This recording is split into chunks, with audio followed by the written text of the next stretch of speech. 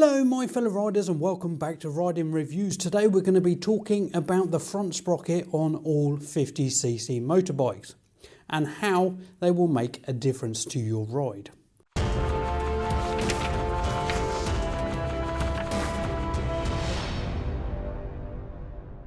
Hello my fellow riders and welcome back to Riding Reviews. Today we're going to be talking about front sprockets on most 50cc motorbikes. Now this will make a big difference to how your bike performs. Disclaimer time. Whenever you modify your 50cc moped or motorcycle, please make sure to tell your insurance company that you have done so.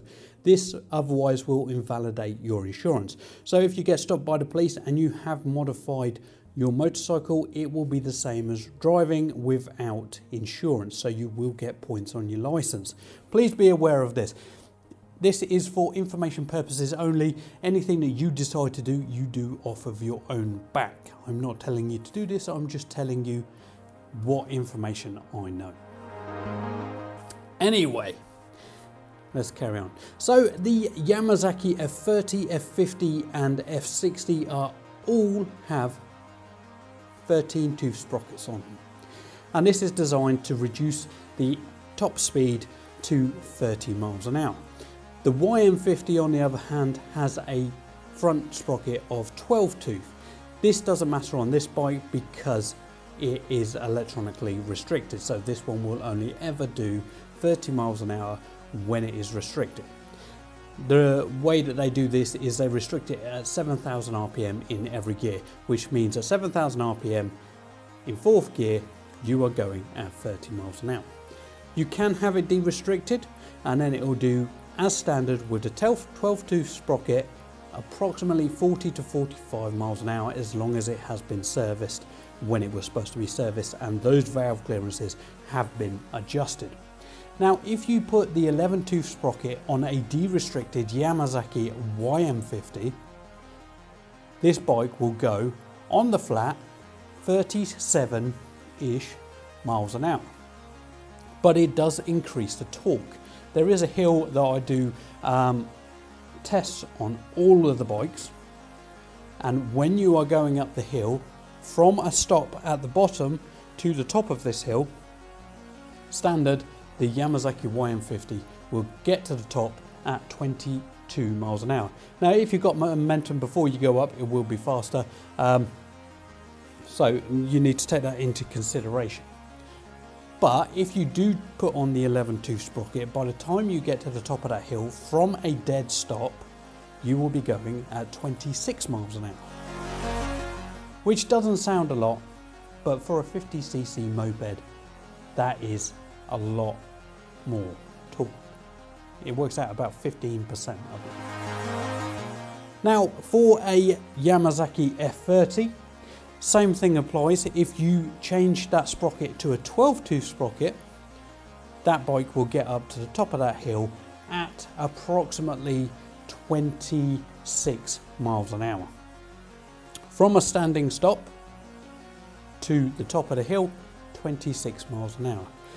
Now I haven't actually tested this one with an 11 tooth sprocket, but if you follow the curve, i.e. with a restricted bike, i.e. 13 tooth sprocket, you get to the top of that hill at 22 miles an hour. A 12 tooth sprocket gets to the top of that hill at 26 miles an hour. If you follow the curve, you should be getting to the top of that hill approximately 29 miles an hour, increasing the torque, decreasing the full top speed. Now, you're not creating power from nothing here. You have a finite amount of torque and power. The power is like the torque and the top end RPM combined. Now, if you get more torque out of the bike, you're going to lose the top end speed. If you get more top end speed out of the bike, you are going to lose the torque, and that's where the gear ratio on the front comes in. Now, my take on this for you, the take home would be the Yamazaki YM50 RE. I would suggest, when you're legally allowed to do so, get the ECU remapped and change that front sprocket to an 11 tooth. That will give you a top speed of 37 miles an hour, but it will give you a considerably more amount of torque, which means that you're going to be able to pull away faster, get up to the top of those hills a little bit quicker. Remember, they're not rocket ships. They're never going to go at supersonic speeds, but you will be able to get 15-ish% more torque. But you will lose 15%-ish top speed. Same for the F50s.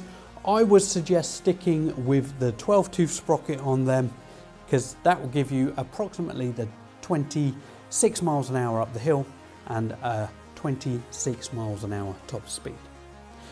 Now with the YM50, if you are going down a hill, it'll only ever do 30 miles an hour restricted, whereas the F series will go faster down the hill because it does get a gravity boost. I wouldn't take that into your calculations, because it's only because you're going down a steep hill that it's going to make a difference. So thank you for watching this video. Hopefully I've given you all the information you require to be able to make an informed decision on whether or not you want to change your sprocket sizes. Remember, if you do make any modifications to your bike, please tell your insurance company after you've done it or before you've done it, so that they can amend your policy. But as always, ride safe and Merry Christmas.